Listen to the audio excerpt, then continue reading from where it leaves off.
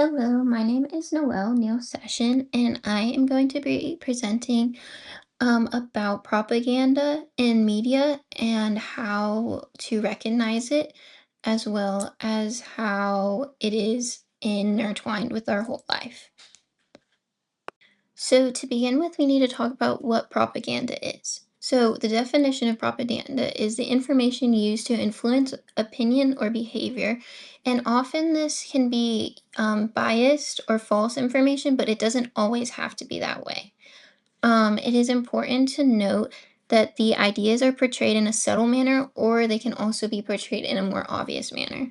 And you can see these found in news, social media, advertising, and a lot of other different ways. Okay, so now we're going to be talking about the history of propaganda. So, propaganda has been a thing for as long as pretty much any civilization has been a thing. So, the first site of propaganda was in like ancient Egypt, and it was literally just writings on the walls to portray the ideas of gods or rulers. And then we move on into the Middle Ages, which is the same thing but more art and canvas was be able to be shown, so these ideas were able to be transferred more easily than just on the walls.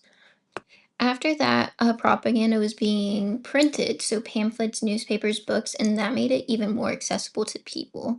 And then World War One was really when the government officially started to get into propaganda and making posters and speeches, other things in order to encourage people to join their efforts. Same with World War Two, just with the development of um, technology, it was much easier.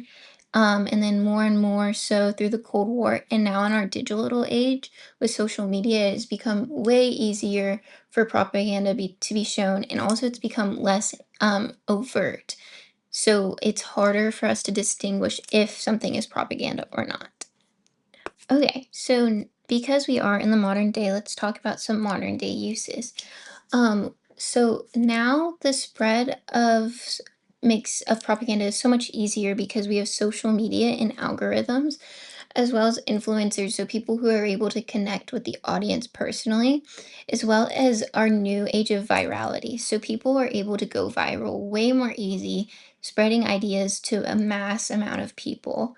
Another thing that's a little more scary is the AI generated media makes it way easier for us to have information and not always true information.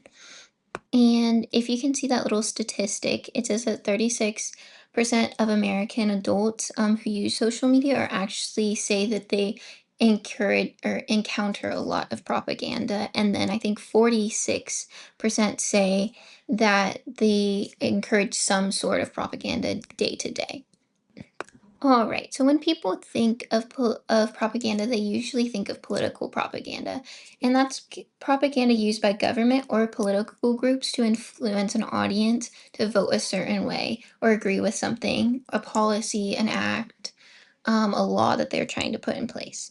So this includes ads, videos, emotional messages, but their overall goal is to influence an emotion. So that could be fear, or it could be patriotism, pride in what they have, anger at the other side.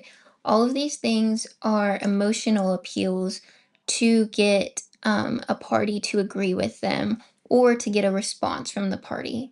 It doesn't always have to be something that they agree with. Okay, so now we're going to be moving on to social media and how it interacts with propaganda.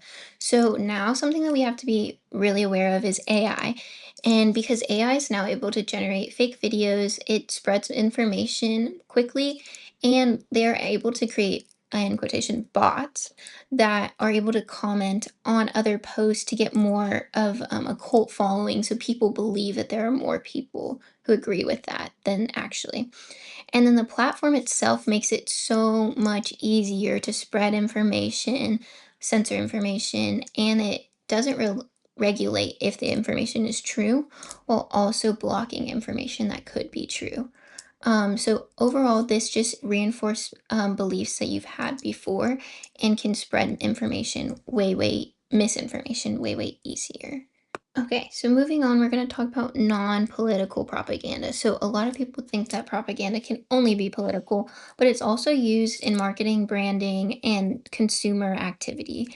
So how do companies use propaganda? So they're really trying to do emotional appeals. So this product will give you confidence. This product will make you happy. If you don't have this product, you're missing out. And they've also separated the product from just what it is and have now combined it with a lifestyle. So if you use this chapstick, you will be healthier. Your whole lifestyle is going to change. And this affects people. If you don't have the product, it can make it so your self-esteem for not having the product isn't there, and that encourages people to buy whatever the consumer or the company is selling. It also just encourages overconsumption. Things that you don't need in your life and don't want, but you feel like you need it to live the lifestyle. So, luxury brands using luxury people, famous celebrities to sell a luxury lifestyle because if you get that product, you will then live that luxury lifestyle. Things like that. Okay, so this next slide, I'm going to talk about entertainment and media with propaganda. So, the core idea that we're going to talk about is entertainment media can influence beliefs and attitudes without the knowledge of the audience. So, this type of propaganda um, is seen in movies that you watch, TV shows, things that you consider entertainment and not trying to influence you. So how it works is having repeated stereotypes, the storyline, and the characters and the narratives, they all shape how we see a product. So subtle influences, they're super indirect and they're unrecognizable to the audience most of the time. So they usually shape how we see something and reinforce something that we already thought. So if you see a character drinking a Coca-Cola and they're living their best lifestyle, you would also assume that if you buy that, you will also be living that lifestyle. But it's a little bit more covert than a brand deal with an influencer. Okay, so my final slide is why does it matter? You might be thinking, Noel, you've been giving me all this information, but why do we care? So there's some issues with propaganda inherently. It's pushing an idea, and especially if we're not saying this is propaganda, it's pushing an idea of something that people aren't aware of the real implications of that. So the societal impacts are political. So for political propaganda specifically, political divide is already so strong, and propaganda is pushing the divide even larger.